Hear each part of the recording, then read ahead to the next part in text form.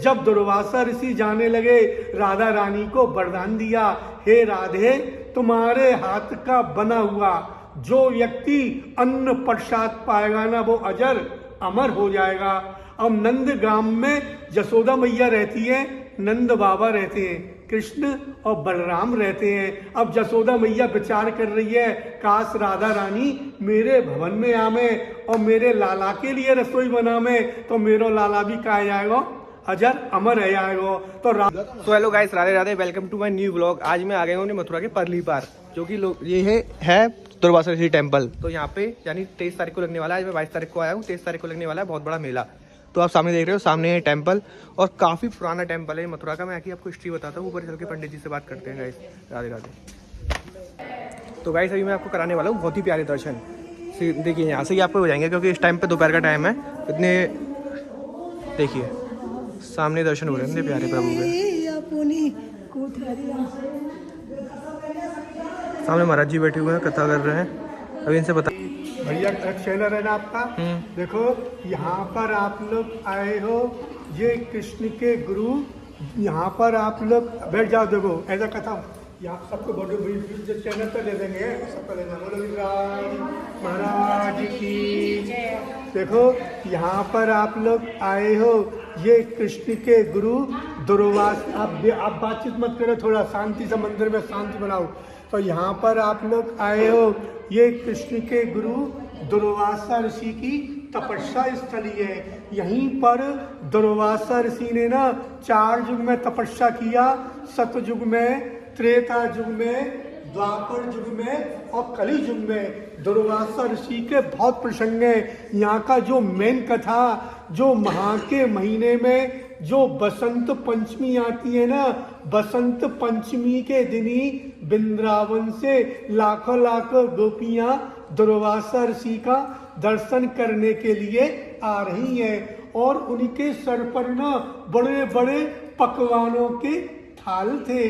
जब वो सामने जमुना के किनारे आई, उन्होंने क्या देखा कि जमुना में बहुत भयंकर बाढ़ आई हुई है, पानी आया हुआ है, पार कैसे जाएं। हठात उन्होंने श्री कृष्ण को अपनी ओर आते देखा। श्री कृष्ण ने पूछा, गोपियों तुम कहाँ जा रही हो?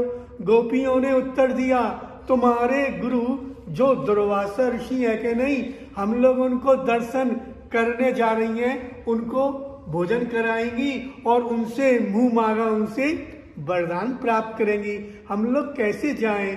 तो भगवान श्री कृष्ण लाखों लाखों गोपियों से कोई गिनती नहीं है, कोई कितनी गोपियां आई कोई भी गिनती नहीं है। तो भगवान श्री कृष्ण लाखों लाखों गोपियों से कहने लगे, तुम जमुना जी से प्रार्थना करना, हे जमुने महारानी, अगर कृष्ण नैष्ठ बाल ब्रह्मचारी हो, उसके प्रभाव से हमको क्या करो, रास्ता दे दो। तो जमुना जी ने क्या किया, बीच में से ही रास्ता दे दिया। इधर भी जल इधर भी जल, बीच में से ही रास्ता दे दिया। कोई दूसरा स्थान नहीं है जिस स्थान पर आप विराजमान हो, इसी स्थान पर लाखों लाखों गोपियां आई, दुर्वासा ऋषि को भोजन कराया और क्षण मात्र में ही दुर्वासा ऋषि ने सारे भोजन कर लिए और उनको मुंह मांगा, उनको वरदान दिया। क्या वरदान दिया? आप लोग सब ब्रजवासी लोग हैं, क्या वरदान दिया? कोई संसार की वस्तु नहीं मांगी। लाखों लाखों गोपियों ने दुर्वासा ऋषि से यही वरदान मांगा कि कृष्ण हमारे पति हो। पति, जब ब्रज की जो गोपियां थी ना, तो पति भाव से वो भजन करती थी। अब वरदान तो दे दिया, अब लाखों लाखों गोपियां जब वापस जाने लगी, उन्होंने क्या देखा कि दोबारा जमुना में फिर बाढ़ आ गई। अब लाखों लाखों गोपियां अब दुर्वासा ऋषि से कह रही हैं, हे दुर्वासा ऋषि महाराज, हम लोग लौटकर कैसे जाएं? दुर्वासा ऋषि ने कहा, तुम जमुना जी से फिर दोबारा प्रार्थना करना, हे जमुने महारानी, अगर दुर्वासा ऋषि सदा उपवासी हो, दूबा हारी हो, तो दूबा घास होती है जो आप लोग गंगौर आती है ना, तो दूबा घास से पूजा करते हैं आप लोग, तो खाली दुर्वासा ऋषि उसका रस लेते थे, इसके अतिरिक्त वो कुछ भी पान नहीं करते थे। तो इसलिए उनका नाम भी दुर्वासा ऋषि पड़ गया। लेकिन हम लोग देखते हैं इस गांव का क्या नाम है, मालूम है आप लोगों को? इस गांव का नाम है ईसापुर। लेकिन हम लोग पुराने इतिहास में देखते हैं, लेकिन इस गांव का नाम है दुर्वासापुर। लेकिन लोग वालों ने नाम चेंज कर दिया। जैसे कि मथुरा में हम लोग परिक्रमा करते हैं ना, मथुराई परिक्रमा करते हैं, स्वयं कंस महाराज जिस देवी की पूजा करते उस देवी का नाम क्या है? बोलिए आप लोग दर्शन किए हैं उस देवी के ना? हम लोग स्वयं कंस महाराज जिस देवी की पूजा करते थे ना, उसको बोलते हैं कंस काली, लेकिन अब उसको नाम बोलते हैं कंकाली। है तो वो कंस काली, लेकिन लोग वहां नाम धीरे चेंज कर दिया, अब उसको बोलते हैं कंकाली। पहले बोलते माता जी पिताजी, वो नाम हवा में चल गए। उसके बाद में चले मम्मी डैडी, वो भी हवा में चल गए। अब बोलते मम्मी से मौ, और पापा से बोलते डैड, यानी डेड बॉडी। पापा से क्या बोलेंगे? पापा जीवित हैं। बच्चे लोग क्या बोल रहे हैं? डैड, यानी डेड माने डेड बॉडी। हम लोग विचार नहीं करते, कौन समझ आ रहा नहीं आ रहा, तो इसलिए लोग आपको नाम चेंज कर दिए। लेकिन तो जय जब लाखों लाखों गोपियां जब वापस जाने लगी तो दुर्वासा ऋषि से प्रार्थना की, हे दुर्वासा ऋषि महाराज, हम लोग लौटकर कैसे जाएं?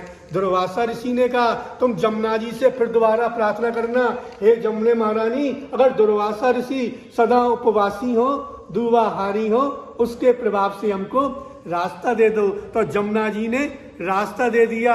लेकिन कथा तो आप दर्शन तो करने आते हैं, बस खाली थोड़ा पीठ दिखाएंगे, सेल्फी फोटो लेंगे, लेके चले जाएंगे। लेकिन ठाकुर जी की विशेष कृपा है कि आप लोगों को थोड़ा सा कुछ कथा सुनने को मिले, यही मेन कथा है। तो दुर्वासा ऋषि के बहुत प्रसंग है, लेकिन आप लोगों को भागने की मन तो आपका भाग रहा है कि कब महाराज जी कथा समाप्त करें और हम फटाफट। लेकिन घर पे जाके क्या करोगे? जितनी देर यहाँ पर रुकोगे ना, दोनों हाथ में लड्डू आके घर पे जाकर क्या काम है? कोई सामने टीवी लग रही है, मोबाइल, उससे अधिक तो कोई काम है नहीं है। लेकिन जितनी देर एक बार बरसाने दर्शन किया किसी लोगों? बरसाने में पीली पोखर का दर्शन किसने किया?